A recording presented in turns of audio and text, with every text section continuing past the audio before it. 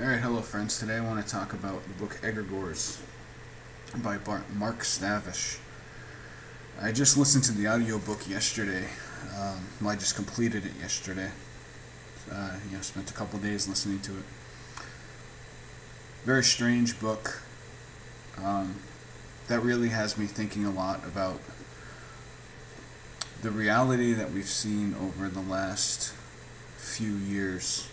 I mean reality in general, but I think it's really been in the last few years that certain aspects of both the political situation and just reality in general have begun to really jump out at me as exceedingly odd. I don't think I'm alone in that. I think just about everyone would agree.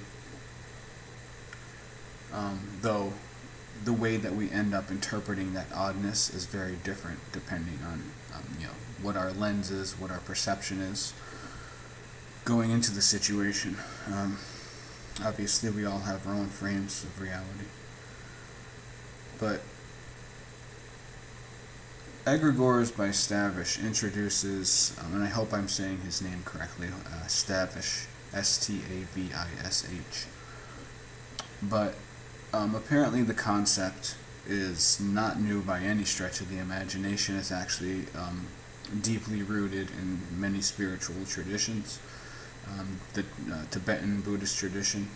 But he goes back into Greek culture, and I mean basically through the entirety of recorded history are these beings.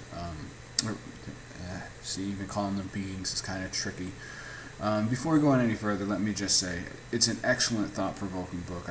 I highly recommend it. You'll see on Amazon there are some review comments about how it's political because the introduction, which is by James Wasserman, who's a prominent figure in occult research, he definitely has some overtly political slant to his foreword, but even so, it doesn't really matter. Those are just easily triggered people.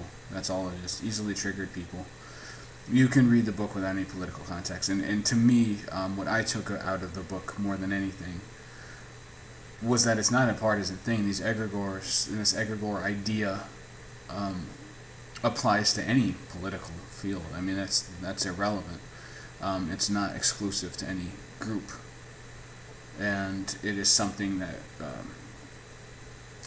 it's irrelevant. It doesn't. Just check out the book if you're interested in the subject. Anyway, sorry for the rambling, but blow by those political claims. I feel that they are unfounded. But anyway, so the egregores are they're thought beings, thought forms that are, to my understanding of the book, they are created primarily by people's belief in them, and they are strengthened by a lot of belief and by a large group of people believing in them. So specifically, say you get a cult together who worships a certain deity. In this belief system, that deity, it really exists in a way. It is this conscious form. To me, it was kind of unclear how physical these forms can supposedly become, but I intend to listen to the book again to clarify that. But these beings, they're these thought forms that can influence you as much as our belief and faith strengthens them, and it kind of creates this vampiric relationship. But these egregores, they come in the form, they're not always in spiritual form. They can also be just ideas in general, political ideas, philosophies, basically any strongly held belief system, to my understanding, can become this egregore form, or already is an egregore form, and if it can attract enough people to it, it can then start to take these people over. It has its own volition, it has its own purpose, its own ends, and they exist with their own self-interest, although their very existence is tied into human consciousness. It's a very weird idea, and by no means am I saying that I believe in it. I'm also not saying that I don't believe in it, but over the last few years I've spent quite a bit of time studying consciousness from all angles, both like scientific materialist angles, also from traditional religious angles, and from what interests me most, which is more of the I guess the way that the Hindu belief system tends to look at consciousness. Not just the Hindu belief system, but idealism, and consciousness precedes matter. Consciousness being this force that exists,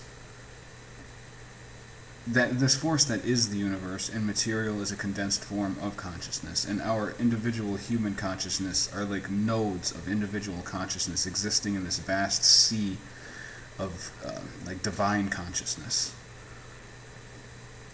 That's what's really interested me, and that's kind of where I've been. That seems like the most likely explanation for reality to me. And so this Egregores idea is very intriguing and a little unsettling. I mean, it's very unsettling if it's true. But the full implications of it to me, after my reading of this book, is that we have to be extremely careful about what ideological systems we allow ourselves to become invested in. The reason being that these things exist outside of us. And this is, I think the easiest example, and I hope I'm representing this correctly. I need to read the book again, or listen to the book again. But I think the strongest example is religious fanatics. They become obsessed with their egregore. And if Stavish is correct with egregores, and again, this establishes representation of several ancient lines of inquiry, lines of belief. This isn't his personal philosophy. It's a book of research, not original thinking. But if it's true, then these beings, they take root, they take hold of the people who believe in them for their own ends. Some of these ends can be just directly vampiric. They feed off of that faith, or they feed off the fear that they instill. They feed off the emotions that they create in their faithful. And so they can drive them mad and drive them to fanaticism. But they also may have other ends. I mean, these are actual beings with self-interest, with plots, they're trying to get us to do things for them. It's a very weird idea, particularly because I have felt it. I've been there. I've believed in things very strongly and just felt certain that this was the answer, and then afterwards kind of snapped out of it and looked back and thought, what was that all about? That doesn't even seem vaguely real to me anymore. And it does feel like possession when you're in that spot, right? I think anybody who's been there and really looks inside themselves can feel that too. You are possessed by the idea. And so, according to Stavish, you are literally possessed by these beings called egregores. And what fascinates me about this, as I look at the battle that's been going on in the American political system, the culture, I mean, really the whole world, I think. I don't know enough about the state of the entire world to state this with certainty, but it seems to be, at least in the Western world, there are these various camps. I mean, it also happened in the 1960s in the United States. You had these warring ideologies, which, on the surface level, the normal perspective is that it's just a culture war. What if it's more than that, though? What if it's a war of these egregores? It's a war, it goes beyond culture. That would explain the total fanaticism of the people involved. And it's a weird idea. It's a strange thing to think about. For me, anyway.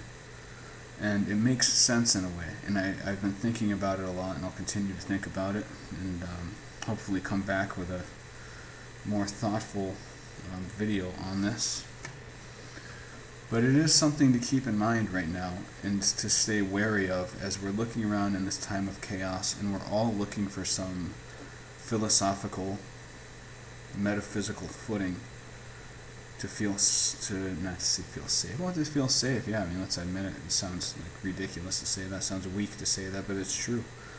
In chaos, we're looking for certainty, and so we're looking for these bedrock theological, political, philosophical ideas. And that may be the game that's being played right now. It's driving people to these different egregores who are competing.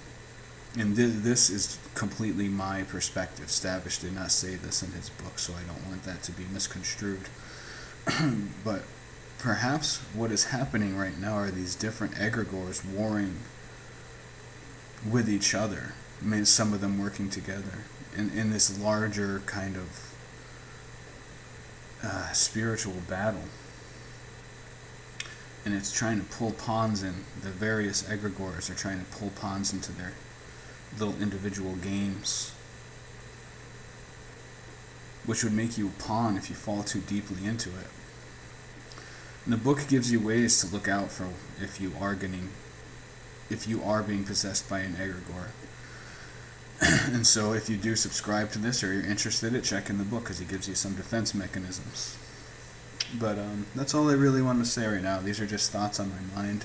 I'm also trying to, there's also a little practical aspect here as I'm trying to get more accustomed to just speaking off the cuff on these videos. So, but I do hope that what I've shared is thought-provoking, useful in some way to you. I also don't want to just abuse your time as I try to get better at this speaking off the cuff thing.